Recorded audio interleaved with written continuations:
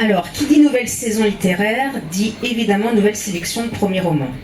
Depuis octobre 2020, c'est plus de 200 premiers romans que nous avons reçus à lecture en tête, contre 150-160 les années passées. Donc c'est énorme et espérons que cela soit exceptionnel. 205 premiers romans exactement, 9 mois de lecture, une trentaine de lecteurs pour les lire et en débattre, 7 réunions, 1100 fiches de lecture, je précise que tous les livres ont été lus, pour aboutir à un échantillon de 36 titres sélectionnables. Et une ultime réunion jeudi dernier, autour de ces 36 premiers romans, 5h30 de délibération pour en retenir 16. 16 premiers romans publiés entre octobre 2020 et septembre 2021. 16 premiers romans publiés chez les petites, moyennes et grandes éditions. 16 primo-romanciers, 8 auteurs hommes, 8 auteurs femmes, 8 autrices. La parité, sans le vouloir, s'est imposée à nous.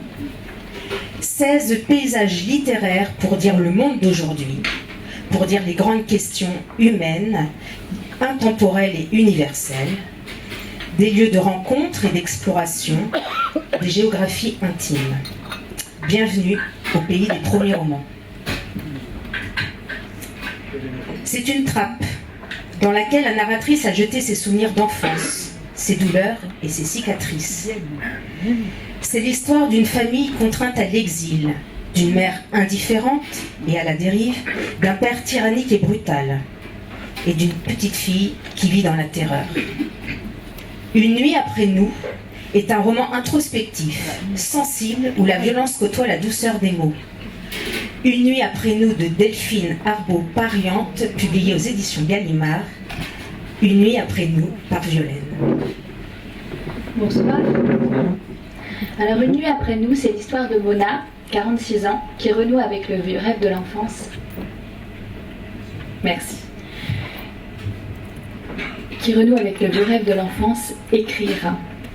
Elle part à la recherche de l'enfant qu'elle était, qu'elle avait enseveli jusque-là dans le silence, pour faire taire la douleur du passé. Delphine Arbeau-Pariante a un style incroyable.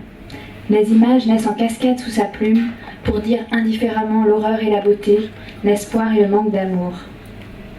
C'est un livre à la fois dur et lumineux qui m'a saisi de la première à la dernière page. Chaque phrase fait mouche. L'écriture ne tait rien des horreurs vécues. Elle scrute les moindres recoins de l'enfance pour reconstruire, comprendre et libérer d'une histoire familiale trop douloureuse. C'est sans doute banal et universel, mais c'est aussi ce qui rend ce livre tellement beau.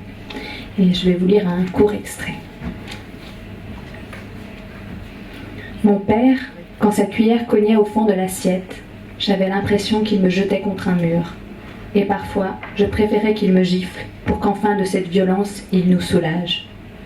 Je me demande si le pire était mon corps humilié ou ce qu'il est resté des empreintes de la honte.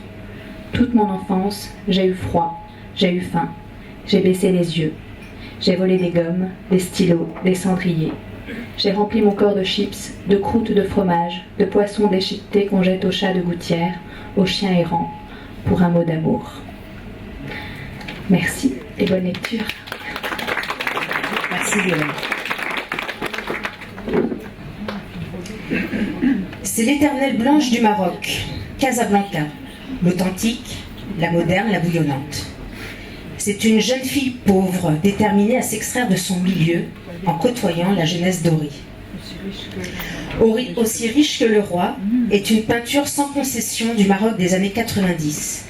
Un pays marqué par les disparités sociales, les traditions, l'argent et le rapport de domination. Aussi riche que le roi d'Abigail Assor, publié aux éditions Gallimard.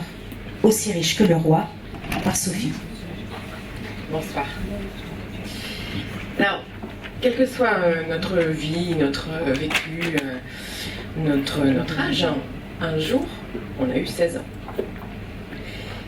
Et à un moment, quelles que soient nos origines, notre bagage, notre héritage, notre extraction sociale, on a su les différences comme des montagnes infranchissables que les hommes érigent entre eux. Ce roman m'a ramené à ça. Alors il est plein d'odeurs. La fumée des stands de brochettes, l'odeur de l'iode, le sel des voitures, les mandarines, les fientes de pigeons, le parfum du thym. Il est plein de couleurs. Le vert émeraude, le vert menthe, le roux du henné, le rouge des murs d'ocre, l'or des bijoux, le blanc des djellabas et le bleu du ciel, immense. Il est plein de bruit. Les cris, le vrombissement de la moto, l'appel de la mosquée, les sifflets des flics, la musique à fond dans les Walkman. Et par-dessus tout ça, plutôt en dessous, comme une basse en continu, le plus beau des sons.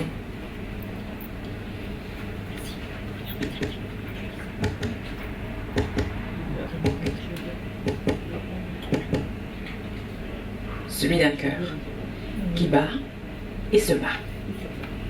Merci. Merci Sophie. C'est un territoire mystérieux et hors temps, un territoire unique et singulier. C'est le quotidien d'un médecin au cœur de la vie maraîchine, visitant une population miséreuse et isolée. Ceux des Marais est une photographie de ceux qui peuplent les marais vendéens des années 60, un roman étrange, brumeux et fascinant. Ceux des Marais de Virginie Barreto, publié aux éditions Inculte. Ceux des Marais par Marie-Christine. Imaginez-vous, vous êtes en barque, à fond plat, dans les marais. Le silence, les herbes hautes et l'eau, l'eau, l'eau. Vous vous croyez seul au monde. Et pourtant, en regardant bien, vous pourrez découvrir la vie de ceux qui vivent dans et avec le marais. Une vie dure, humide, très humide. Une humidité qui vous glace les os. Une odeur de vase en permanence. Une vie triste parfois. Les mots sont rares. La peur règne. On s'épie, on se soupçonne. Et les souffrances sont bien réelles. Vous suivrez la plainte du médecin qui se rend régulièrement chez les uns et les autres, qui soigne les corps et un peu les âmes, qui, comme il dit, répare les peaux cassées. Ainsi, chaque fêlure, chaque brisure est mise en valeur et donne ainsi aux peaux une seconde vie. Il fait ce qu'il peut, comme il peut, avec ses propres faiblesses. Il essaie de les convaincre de se faire soigner. Il donne des conseils d'hygiène pour éviter les infections. Il recommande les plantes et les sangsues du marais pour soulager les douleurs. Il encourage certains à sortir du marais pour vivre autre chose, autrement. Comme les gens sont peu bavards, à défaut de mots, le docteur essaie de capter sur la pellicule les impressions qui se dégagent du marais et de ceux qui y vivent. Il les met en scène, il exige, il contraint parfois.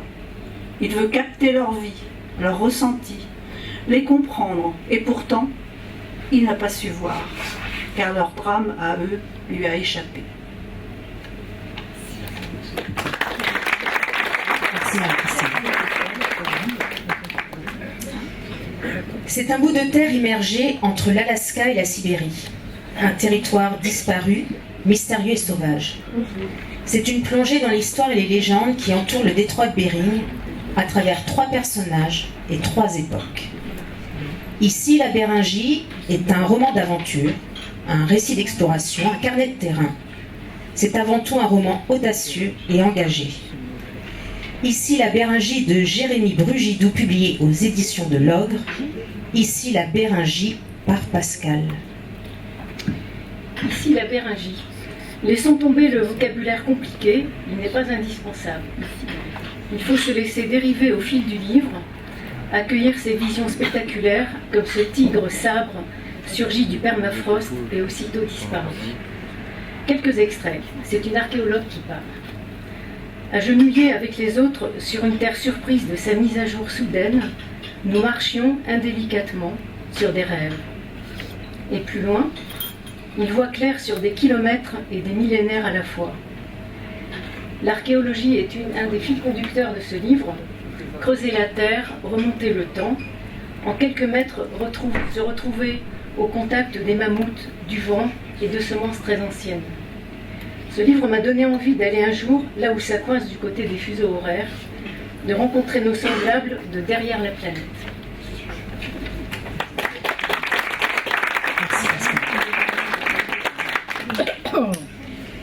C'est une ville de l'ex-Tchécoslovaquie, loin du tumulte de Tchernobyl et de la fin de l'ère soviétique. C'est le récit d'une petite fille devenue femme, de ses rêves et espoirs, devenus renoncements et désillusions. La belle saison trace délicatement et par petites touches le portrait de cette femme au sein d'une famille aux secrets et liens opaques. La belle saison de Ludmila Charles, publiée aux éditions Noir sur Blanc, La belle saison par Alain. Mes romans préférés, ce sont des pavés. Des œuvres monumentales dans lesquelles on s'immerge, où on se noie, parfois pendant plusieurs jours. Rassurez-vous, La belle saison, ce n'est pas comme ça. C'est un très court roman de 120 pages, alors pourquoi m'a-t-il tant plu ? La belle saison, ce pourrait être le titre d'un tableau impressionniste pointilliste. Chaque très court chapitre est un point de couleur, et petit à petit se dessine sous nos yeux l'histoire d'Elena dans la jeune République tchèque, entre Tchernobyl, chute du communisme et partition du pays. Quelques taches vives, quelques points un peu plus sombres, beaucoup de nuances pastel et de couleurs fanées. Ni grande douleur, ni grande joie, une vie en demi-teinte. Un petit extrait. Elle jouait avec l'idée d'aller passer une journée au bord du lac, déterminée au fond à ne pas rompre la routine qui leur donnait l'illusion d'avoir le temps. Elle restait oisive des heures entières. Merci Alain.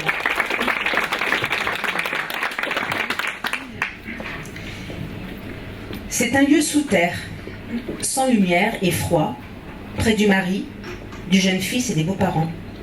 C'est l'enterrement d'une femme, d'une mère qui a été abandonnée, placée, violée, méprisée, trompée. Une femme qui toute sa vie aura eu soif d'amour, de liberté et d'émancipation.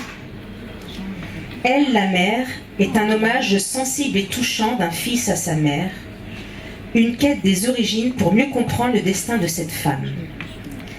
Elle, la mère d'Emmanuel Chaussade, publiée aux éditions de Minuit.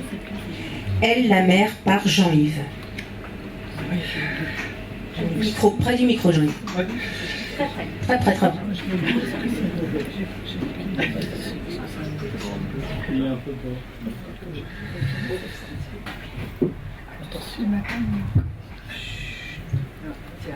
Donc tu baisses. Non, ça va. Laisse-toi un peu. Vous allez m'entendre. C'est, comme l'a dit Sophie, c'est un roman court, il fait un peu moins de 100 pages, mais il est très dense et très intense. Commence par l'enterrement de la mère du narrateur. Je le cite, elle est seule dans la mort, lui tout seul à l'enterrement, et seul face à la mère. Il a eu une relation très proche avec sa mère, qu'il a considérée comme l'élu de 4 enfants. Cette mère qu'il voit souvent pleurer. Un petit tournant dans le roman, il décide de savoir qui est vraiment cette mère, d'être lucide, dit-il. Je vais seulement évoquer son enfance, séparé de sa mère à 2 ans, orpheline à 5 ans, abandon du père, un titre d'humour, abandon du père comme il se doit, placé dans un orphelinat, occupé à des travaux ménagers dès l'âge de 12 ans, premier enfant à 18 ans, le père l'épousera à la naissance du 3e, plutôt contraint au mariage. C'est un notable, on n'en sait pas plus. Parfois violent, il lui permettra une aisance financière et donc matérielle, même si c'est à sa mesure à lui. Ce que je viens de dire là, ça laisse pas tellement entendre mais il n'y a pas de pathos, il n'y a pas d'apitoiement sur le sort des protagonistes. Ce que j'ai à dire maintenant, c'est plus subjectif. Ce que j'apprécie chez ces deux personnages, c'est une sorte de rectitude dans leur façon d'être, d'assumer leurs choix, de ne pas se renier, ni ce qu'ils sont. A priori, pour la mère, c'est pas évident. Capable d'amour-haine, d'accaparer l'autre, par quelques comportements errement passagers dans sa vie amoureuse, enfin je vous en passe, c'est sa vie sentimentale. Elle est, dit le fils, restée une petite fille, capable d'amour dévorant, d'emprise sur ce fils en particulier. Mais elle sait ne rien concéder face à sa belle famille, qui l'a rejetée d'emblée, de même qu'une grande partie de son entourage, dont ses deux premiers enfants, qui la méprisent ouvertement, la traitent de folle. Elle s'offre le luxe quand même de leur dire que leur vie à eux, elle est faite de faux semblants pour évoluer dans leur milieu social. Le fils, lui, n'occulte rien du passé tumultueux de sa mère, de sa vie fracassée, de ses errements, de son amour-haine, détestation qu'il ressent envers elle, tout en maintenant cette relation, une fidélité, on pourrait presque dire à toute épreuve. Alors la question que je me suis posée un petit peu en lisant ce livre, et que pose, il me semble, c'est quoi l'amour? Faut-il être lucide pour aimer? Faut-il accepter l'autre dans toute sa complexité, ses qualités, ses défauts, entre guillemets, ou pas? Le comprendre, le connaître, le comprendre, l'aimer, l'accepter, dans toute son altérité. Vaste sujet. Pas facile, je vous l'accorde. Merci, Jérémy.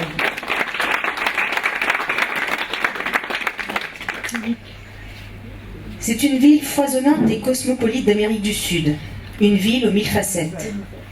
C'est une sorte d'enquête reconstituant le possible séjour de l'artiste Marcel Duchamp à Buenos Aires, au lendemain de la fin de la Première Guerre mondiale.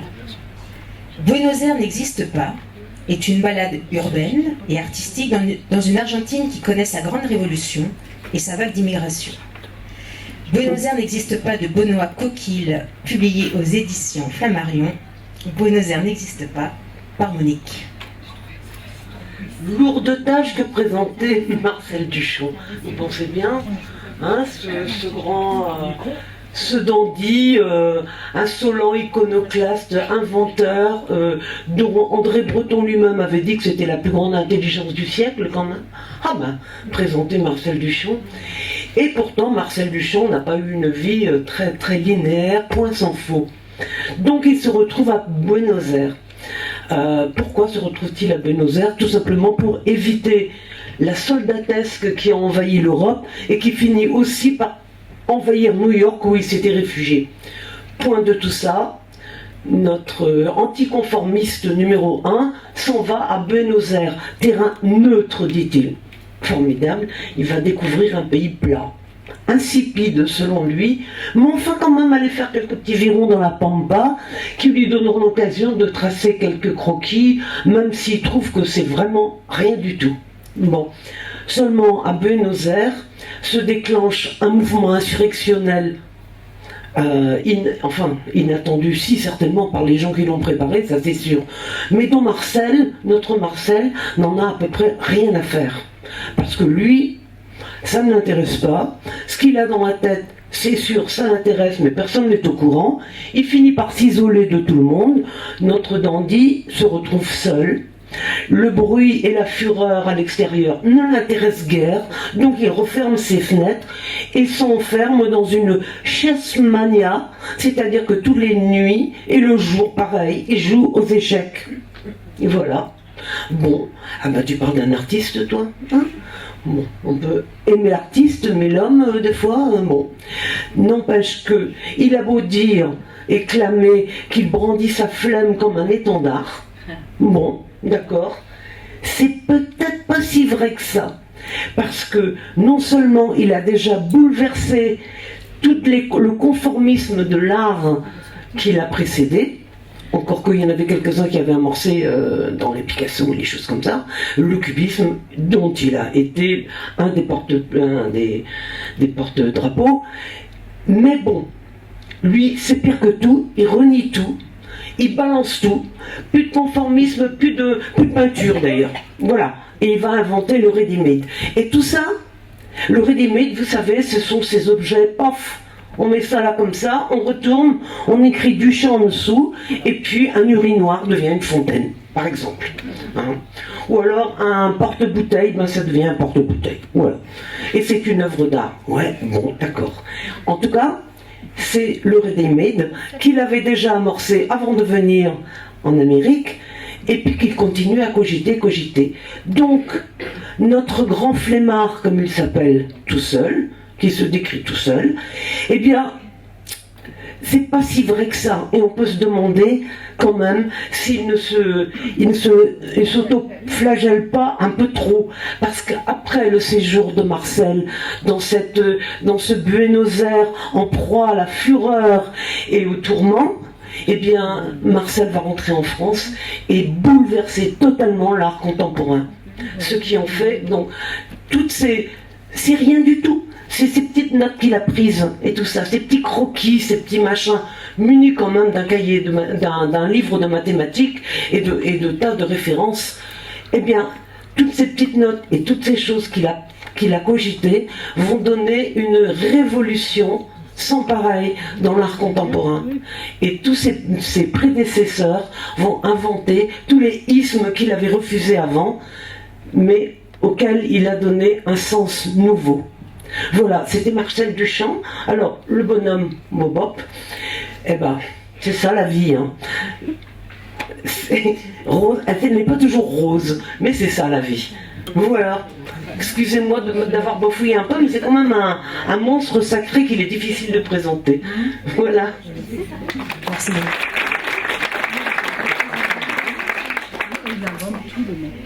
C'est un quartier plongé dans les ténèbres haïtiennes.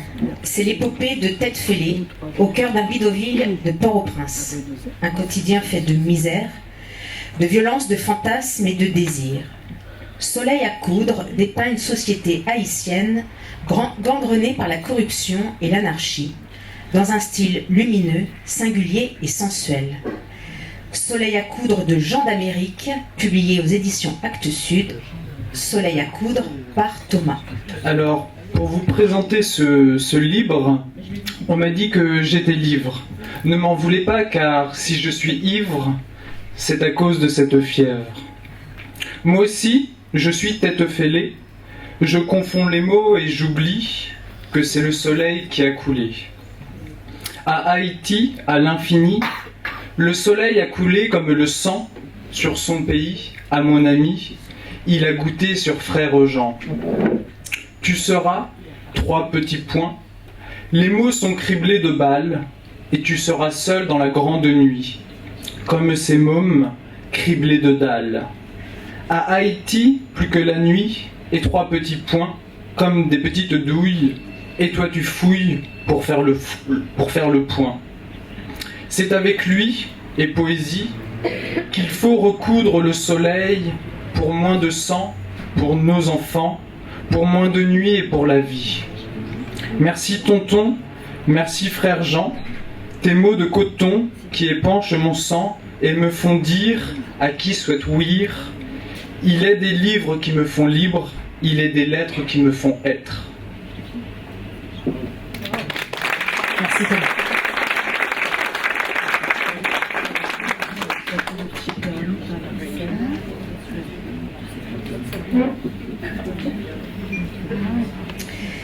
C'est un vaste et calme domaine, bordé d'un immense jardin et d'un étang, situé au cœur de la campagne du Brabant flamand.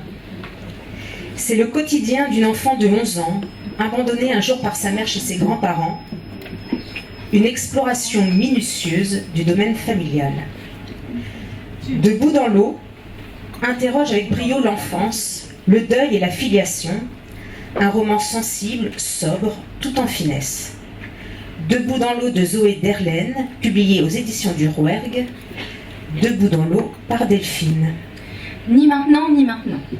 Debout de l'eau jusqu'à la taille, je suis capable de rester immobile dans les temps très longtemps. Mes pieds disparaissent peu à peu dans la vase. À travers le reflet de mon maillot rouge, j'aperçois mes jambes, tronquées aux chevilles. Je laisse les poissons s'approcher de moi jusqu'à ce qu'ils m'embrassent les mollets, les genoux, les cuisses. Je ne bouge pas, j'oscille légèrement, je respire au rythme de l'eau, je fais maintenant partie de l'étang.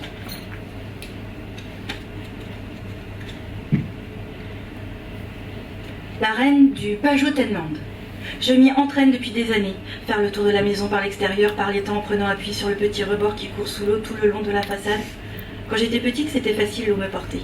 Au fil des années, mon corps dépasse de plus en plus le niveau de l'eau et je dois me porter moi-même. Cet été, c'est devenu très compliqué, presque impossible. L'eau m'arrive à peine au-dessus des genoux et je dois m'agripper au mur pour maintenir l'équilibre de mon corps. Mes doigts s'accrochent à la moindre aspérité entre les briques et des débris de mortier s'enfoncent sous mes ongles. Je m'érafle les côtes, les cuisses, mes genoux m'encombrent, ils me repoussent vers l'arrière, mais je continue quand même.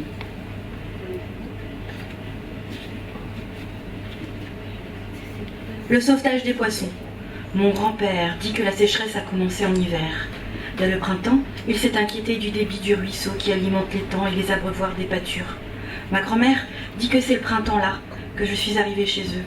Ce qui veut dire qu'elle, ma mère, m'a déposée un matin et qu'elle n'est jamais venue me rechercher. Je ne m'en souviens pas. Je ne m'en souviens pas non plus de mon premier jour d'école, de ma rentrée en maternelle au mois de septembre qui a suivi. Ma grand-mère dit que j'étais très fière de mon cartable en faux cuir bleu. J'avais 3 ans et j'ai presque tout oublié, mais je me rappelle très bien le sauvetage des poissons. La mer des Sargasses. Dans l'étang, pour la première fois depuis que je me suis blessée au genou, j'ai ramé jusqu'à l'île, minuscule et tellement ébouriffée de joncs et de rejetons de saule que seuls les canards, les poules d'eau et les rats peuvent s'y tenir. J'ai attaché la barque à un rejeton de saule et je me suis glissée dans l'eau. L'étang est un peu différent depuis que je sais qu'il y a une anguille dedans. L'eau est plus liquide ou plus fluide, elle glisse différemment sur mes jambes et mes bras et mon ventre. Je n'ai pas peur de l'anguille. J'ai passé du temps dans la bibliothèque avec les encyclopédies ouvertes autour de moi sur le vieux plancher presque noir. Mon anguille vient de la mer des Sargasses. Elle est née là-bas, elle y retournera pour se reproduire. Elle remontera le ruisseau qui traverse les champs et alimente l'étang, et après ça, elle ne fera plus que suivre le courant, descendre les ruisseaux et les rivières jusqu'à la mer. Un peu comme les saumons, mais dans l'autre sens. C'était des extraits. Et maintenant, ça va être à vous de pouvoir lire le livre. Merci beaucoup. C'est une vieille demeure à l'orée d'une forêt exubérante, une forêt d'automne brumeuse et aérienne. C'est une errance dans le passé du narrateur, le souvenir d'une escapade entre amis, c'est le temps de l'insouciance et de l'innocence. En mémoire d'une saison de pluie est un long poème en prose, d'une beauté rare et singulière pour dire l'amitié et les prémices de l'amour. En mémoire d'une saison de pluie, de Fouad et Lettres, publié aux éditions Gallimard. En mémoire d'une saison de pluie, par Sandrine. Ce roman, au titre mystérieux, nous emporte le nez au vent dans les sous-bois, et la musique des mots insuffle à notre esprit le charme des amours longtemps retenus et pourtant si vivaces. La brume, la pluie, la forêt nous accueillent et les phrases nous entortillent, nous promènent dans une rêverie poétique où les amours disparus s'entremêlent. Je vais vous lire un petit passage. Les seins de Diane sont de glace dans le pré. La voyais-je vraiment ou dressait-elle seulement son buste auréolé de givre, assise à son piano dans la laque noire de mon rêve? Les notes fusaient comme des silex au-dessus du clavier, dont les touches montaient, se soulevant d'un ton, une après l'autre, et remontaient en vagues sous ses doigts. Et je les sentais sauter sur les portées, comme des insectes clairs, tissant avec patience leur hésitant essaim, et murmurant en chœur leur maille musicale. Merci Sandrine. C'est une terre reculée et hostile, au cœur de la banquise, où règne en maître l'isolement, le froid, la nuit. C'est une base militaire imaginaire, au nord du cercle polaire, où 4 hommes doivent y partager un hiver interminable. Solac est un huis clos saisissant, une tragédie puissante et oppressante qui interroge notre part d'animalité. Solac de Caroline Hinault, publié aux éditions du Rouergue. Solac par Antoine. Il y en a qui ne sont pas allés jusqu'au bout. Ah, vous m'entendez? Pardon. Oui, on t'entend. D'abord, il y a l'aîné. Qu'on a vu défiler des jours et des nuits, jour, nuit, longs comme des saisons qui alternent entre le froid et le très froid. C'est l'ancien, le dépositaire de l'autorité naturelle pour réguler les humeurs de trois personnages hermétiques, irréconciliables, qui évoluent en bordure d'humanité. Et puis il y a lui qui sait même plus son nom, monsieur, tellement qu'il boit. Ah si. Qui sait très bien quoi faire de ses 10 doigts, par contre, bricoler, chasser, écorcher des chats, qui sentaient pas bon. Une vraie force de la nature, mais méchant comme une teigne. Et il y a l'autre, le troisième homme. Celui qui n'en peut plus de cet abruti complètement cuit, qui se saoule avec du mauvais vin et qu'on retrouve le matin, raide comme une saillie, blanc comme un cierge de Pâques, et qu'à l'œil qui divague. Faut vous dire, monsieur, que chez ces gens-là, on ne pense pas, monsieur, on ne vit pas, on tue le temps. Et puis il y a le petit gars qui est beau comme un soleil, qui a une gueule d'apôtre, mais un regard bleu perçant qui vous glace les os. La jeune recrue s'installe dans un mutisme qui ne fait que rajouter au malaise ambiant une haine sourde, latente. Ce huis clos ouvert sur un horizon de glace, je vous le recommande chaleureusement.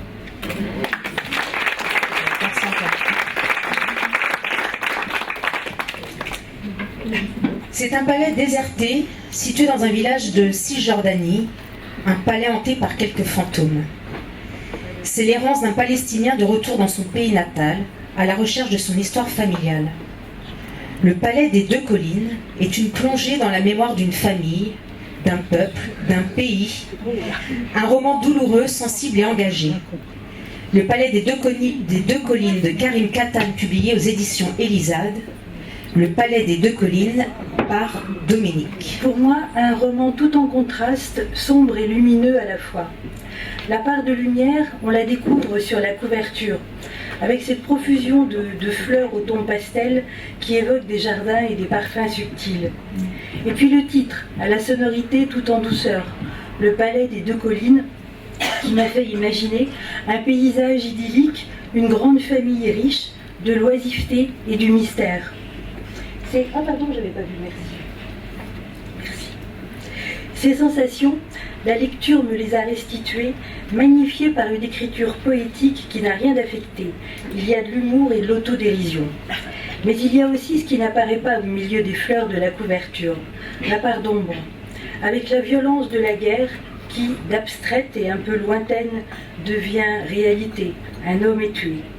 Avec les secrets enfouis du passé, les souvenirs fantasmés, la folie qui vient brouiller le présent et condamne le futur.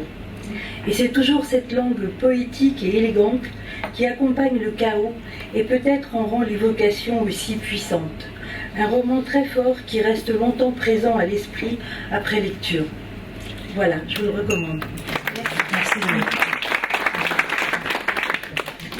C'est une ville d'Europe de l'Est, une nuit de décembre 1989, à l'aube d'une révolution. C'est une plongée dans les souvenirs d'enfance de la narratrice, ceux de la Roumanie communiste, puis l'exil en Europe occidentale, avant le retour au pays, puis l'exil à nouveau. Mars Violet retrace par fragments l'itinéraire agité et sinueux de la narratrice. Mars Violet de Oana Lohan, publié aux éditions du Chemin de Fer. Mars Violet par Christiane.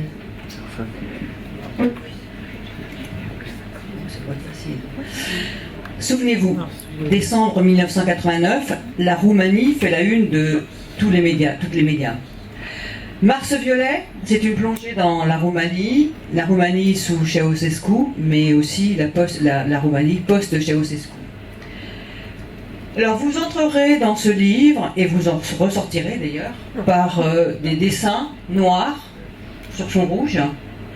Alors, premier dessin, un drapeau de la Roumanie bien haut levé, avec les armoiries qui ont été arrachées, déchirées, laissant un trou qui laisse passer les courants d'air. Vous y verrez également dans ces dessins des fleurs, un immeuble, une voiture, Bon, et j'en passe. Deux extraits du début de ce livre. Alors, Mars violet, déjà, on commence par une définition. Alors, c'est un pigment brun-rouge à tendance violacée, obtenu du XVIe au XIXe siècle par broyage des corps carbonifères des momies. La relation avec la Roumanie, je vous laisse découvrir. Appelé aussi caput mortum, tête de mort en latin ancien, terme alchimique qui désigne un résidu dont on ne peut plus rien tirer. Mais c'est aussi, par dénigrement, valeur réelle, reste définitive de travaux d'efforts, de combinaisons, de théories qui promettaient monts et merveilles et qui ont avorté en grande partie. Et puis, un deuxième extrait. Ça a été tout un cirque grotesque, la révolution roumaine. Les prétendus terroristes, le procès des Ceausescu et leur fusillade. Rien ne collait. C'était gros comme une maison et ça foutait les jetons. Lucien a perdu un grand ami dans le processus, son frère de notre mère. 21 ans, beau garçon, étudiant en ingénierie aéronautique et super faiseur de crêpes. Il s'est fait buter, un pistolet collé dans le dos, le 23 décembre 89. Donc je vous laisse découvrir les relations qu'il peut y avoir entre ces deux extraits. Pourquoi Mars violet? Pourquoi justement cette allusion justement à cette révolution? Vous allez naviguer entre le je de la migration et le elle en roumain. Je vous souhaite une bonne lecture. Merci Christiane. C'est un lac d'un pays d'Afrique, au bord duquel l'héroïne s'adresse à son enfant qui n'est pas encore né. C'est le récit d'une jeune femme née d'une mère roumaine et d'un père congolais, dans la Roumanie de Ceausescu. À nouveau. C'est la rencontre entre deux géographies, deux cultures, deux révolutions. La mer Noire dans les Grands Lacs est une quête, celle du père, celle de l'identité, celle de la liberté. Un roman empreint de poésie, d'une écriture luxuriante et multilangue. La mer Noire dans les Grands Lacs d'Annie Lulu, publié aux éditions Julliard. La mer Noire dans les Grands Lacs par Annick, à qui je souhaite un bon anniversaire. Bonsoir. Je vais solliciter votre participation. Une participation passive, rassurez-vous. Je vais vous demander, si vous le voulez bien, de fermer les yeux et de vous laisser porter par ma voix. Imaginez Elena, une femme blonde, magnifique, roumaine, étudiante à l'université de Bucarest. Elena rencontre Exocé, un jeune homme à la peau noire, originaire du Zaïre. Exocé est aussi étudiant à l'université de Bucarest. Les deux pays ont des accords pour les échanges d'étudiants. Les deux jeunes gens sont attirés l'un vers l'autre. Ils sont tous les deux promus à un bel avenir. Un bébé va bientôt arriver, une petite fille. Elle vient au monde le jour où les époux Ceausescu sont assassinés sur la place publique sous les yeux des journalistes du monde entier. On est en 1989. La Roumanie vient de basculer. Exocé doit fuir. Sa vie est en danger. C'est urgent. Il doit quitter la Roumanie. Il laisse Elena seule et désemparée avec son bébé dans les bras. Elena voit quelque chose au loin. Elle s'approche. C'est une poubelle. Elena soulève le couvercle et jette son bébé à la poubelle. Vous pouvez maintenant ouvrir les yeux, regarder la couverture de ce livre, le mettre dans votre mémoire pour l'emporter et le lire. J'espère qu'il n'explosera pas. Merci. C'est un cirque installé au cœur des steppes d'Asie. C'est le parcours d'Anton Torvat, dresseur de chevaux de cigale, à travers la première moitié du XXe siècle, à l'aube de la montée du nazisme, de la Seconde Guerre mondiale et des génocides. Avant que le monde ne se ferme est un roman témoin de notre histoire collective et de la folie des hommes. C'est aussi, pour ne pas oublier, un garant de la mémoire de ce peuple opprimé. Avant que le monde ne se ferme d'Alain Mascaro, publié aux éditions Autrement. Avant que le monde ne se ferme, par Christine. Alors moi, je vous invite à faire un voyage. Voyage dans la première moitié du siècle de génocide. Voyage de l'Europe de l'Est jusqu'à la frontière de l'Inde. Voyage avec un petit cirque familial. Voyage au cœur du peuple tzigane et de ses traditions. Voyage au cœur de la barbarie. Voyage au cœur de l'humanité. Avec pour guide pour ce voyage une citation extraite du livre. Si tu veux obtenir quelque chose d'un homme, parle au fils du vent qui est encore en lui.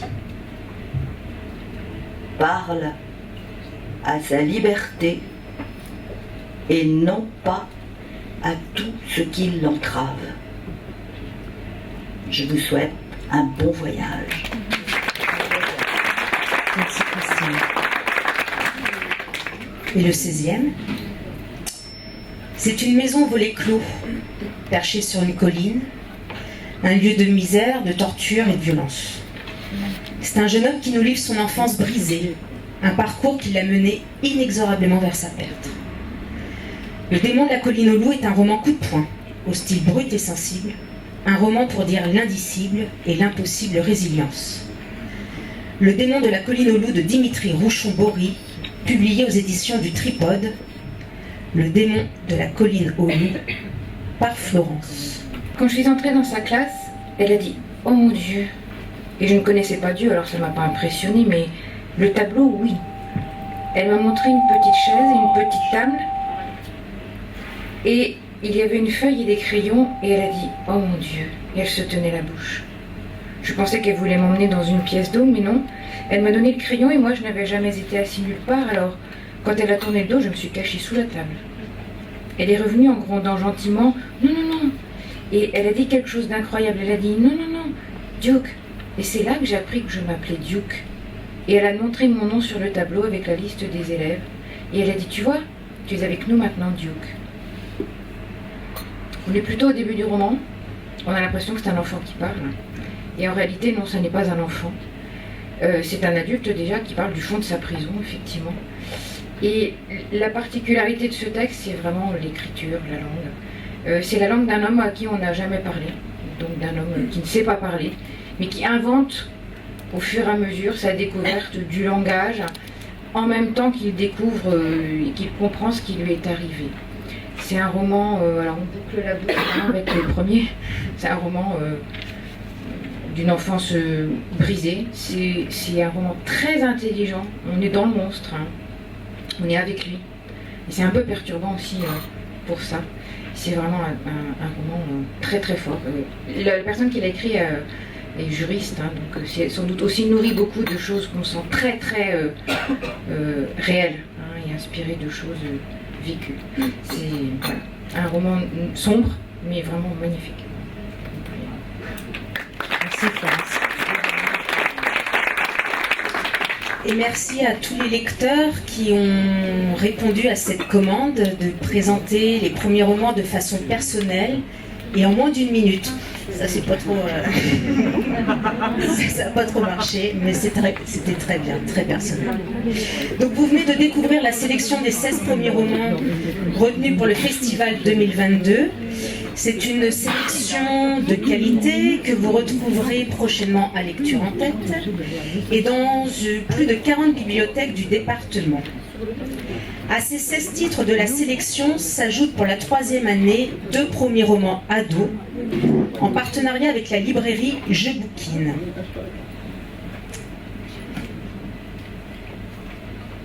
C'est une chambre d'hôpital blanche et aseptisée du sol au plafond, une chambre située au service traumatologie. C'est le portrait bouleversant de Roméo, 16 ans, jeune garçon solitaire et sensible, en décalage avec ce que la société attend de lui. Un garçon, c'est presque rien, est une peinture de la jeunesse d'aujourd'hui, un roman sur la différence, le harcèlement, la sexualité. Un garçon, c'est presque rien de Lisa Balavoine, publié aux éditions Rajo. Un garçon, c'est presque rien par Frédéric. Alors avec ma collègue, nous avons choisi ce roman car on a été impressionnés par la façon dont l'autrice parvenait à nous faire entendre la voix de ce jeune homme à travers de courts chapitres écrits en vers libre, souvent proches du slam ou du rap, parfois entrecoupés de SMS ou de petites annonces. Par petites touches délicates et sensibles, le jeune Roméo nous livre ainsi ses interrogations sur comment devenir un homme sans se conformer au code dominant, comment communiquer avec les filles sans jouer au gros dur ou sans les humilier. Au final, comment agir, comment grandir et se construire sans forcément adopter les codes d'une certaine masculinité. Ce roman est assez envoûtant, c'est une petite merveille qu'on a vraiment envie de faire partager à nos jeunes lecteurs et aussi à leurs parents.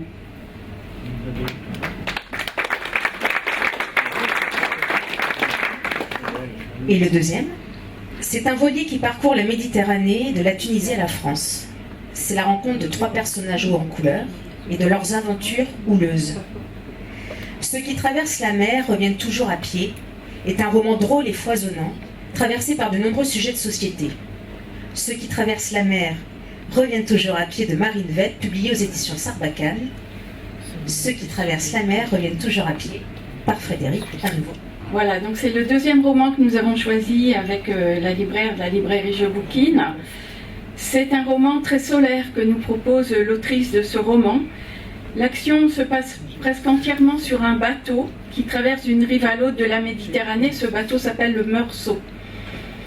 On sourit et on rit beaucoup à la lecture de ce roman, aussi bien en raison de personnages hauts en couleur que des situations rocambolesques dans lesquelles ils sont entraînés.